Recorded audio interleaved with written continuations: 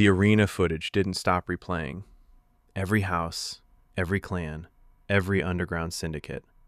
Ren standing in steam, bruises gone, eyes steady. House Barra's research division didn't celebrate. They panicked quietly. Deep underground, beneath reinforced glass and solar shields, a circular room pulsed with holographic projections. 7 DNA strands rotated midair. 6 of them were stable. 1 was moving, rewriting, updating. The youngest analyst swallowed hard. His cellular regeneration curve isn't linear. The senior scientist didn't blink. It's not regeneration. The strand twisted again, reorganized, optimized. It's version control. Silence. Another file unlocked. Project, Crimson Event. Status, control failure. Design objective, failsafe activation. The screen projected the 7 signatures over Tokyo: Void, Sun, Iron, Mirror, Mind, Storm, and Adaptation. They weren't anomalies, the senior scientist whispered. They were contingency pieces. For what? Someone asked. He stared at the final strand. For the day the system fails. Ren didn't know the word contingency. He just knew something felt wrong. He stood on a rooftop, rain sliding off his sleeveless jacket. The fight with Ryuji still echoing in his bones. Except, his bones didn't ache anymore. He rolled his shoulder. No stiffness, no bruising. That's not normal, he muttered. The rain stopped. Not gradually, instantly. Every drop froze midair. Ren didn't turn. That's worse. The air bent behind him. Concrete groaned. Aiko Kurotsume appeared like gravity had folded her into existence. Her presence wasn't dramatic. It was oppressive. The air felt heavier near her, sound thinner. She didn't greet him. She studied him, like he was a fracture in reality. You adapted faster than predicted, she said quietly. Ren scratched his jaw. Hi to you too. Her eyes flickered slightly. You weren't meant to spike this early. He finally turned to face her fully. Spike? The growth curve. He stared at her. You say that like I'm a virus. Her voice stayed calm. You are a correction. That made him pause. A correction? For what? He asked. Her gaze didn't soften. For us. The rooftop trembled. The metal door behind Ren warped inward violently. Iron spears shot through it and embedded into the ground. Daigo Tetsuhara stepped through like the building belonged to him. The air around him felt dense, heavy, controlled.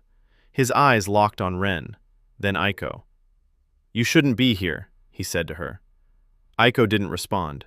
Gravity deepened subtly. Ren blinked. Is this a meeting or are we breaking stuff? Daigo ignored him. To activate all 7 this early, he said calmly, means the timeline is destabilizing. Ren laughed once.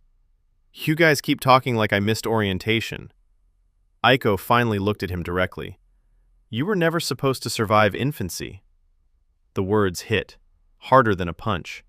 Ren's expression didn't change. Cool, that's comforting. Daigo stepped closer. The Crimson Event created 7 adaptive mutations. Ren's jaw tightened. Mutations? Aiko shook her head. Fail-safes. The rain began vibrating in midair again. When the world approaches systemic collapse, war, Daigo added. Economic failure, Aiko continued. Environmental breakdown, Daigo finished. The 7 activate. Ren stared at them. Activate to do what? Neither answered immediately. The silence felt intentional, uncomfortable. Finally, Aiko spoke. To reset equilibrium. Ren's eyes narrowed. Reset how? Daigo's voice stayed steady. By force. That made the air colder than Aiko ever could. Ren looked between them. You're telling me? He laughed once. I'm planet insurance? The rooftop cracked. Not from them. From pressure building. Aiko's gravity flared unintentionally. Daigo's metal plating expanded around his arms. Ren felt it instantly, their powers responding to proximity. His body reacted too. Heartbeat quickened. Tattoos shifted. He stepped forward. The gravity field pressed into him. Hard.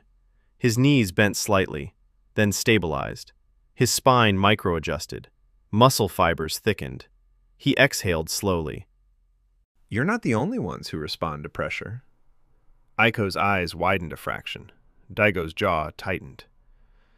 You're accelerating, Daigo said. Rin smirked faintly. You keep saying that like it's my fault. The pressure spiked. Concrete buckled. Lightning flickered above the clouds. And then, reality shimmered sideways. Crimson vapor bled into the air. Hana Kitsuragi stepped out of it casually. You three look tense. The moment she appeared, Rin felt it. Recognition. Sharp. Like looking into a distorted mirror. Hana's smile faded slightly. Oh. She took one step closer, and the rooftop changed. For a split second, Rin saw himself alone. Everyone else gone. City burning. Towers collapsed. His necklace shattered. He blinked. It vanished. He looked at her. You just did something. She tilted her head. Did I? He didn't answer. Instead, his pupils adjusted. Micro-focus shifts. Neural recalibration. The illusion flickered. Hana's eyes widened.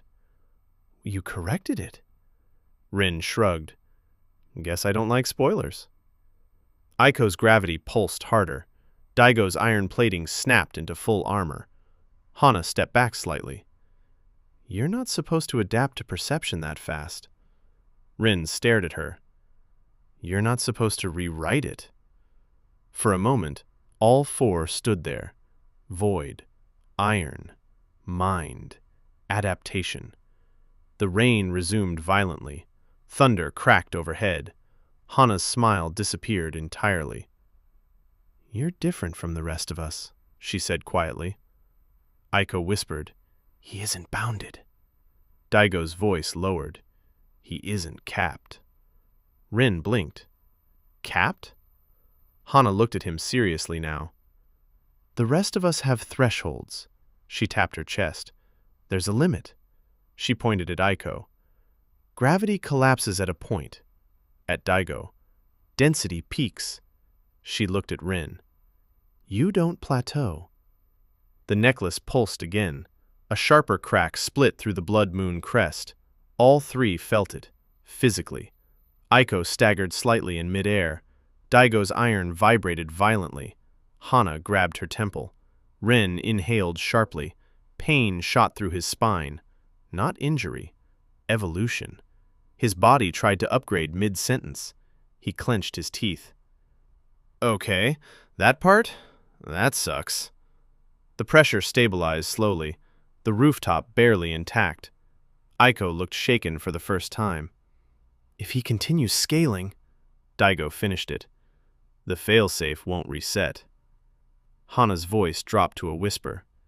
It will replace. Silence. Rin looked at them. Actually looked. Fear in their eyes. Not of death, of obsolescence. He let out a short laugh. You're all scared.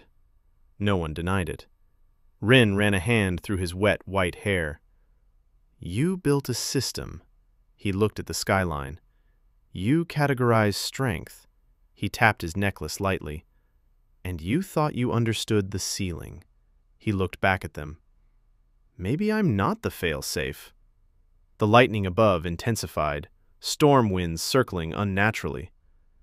Maybe I'm what happens after your system collapses. That scared them more than anything else he said. Aiko dissolved into warped space without another word. Daigo retracted his iron and stepped backward into metal flow. Hana lingered 1 second longer. She leaned close to Rin, whispered, If you keep growing like this... Her playful tone was gone. You won't need enemies. She vanished into crimson vapor.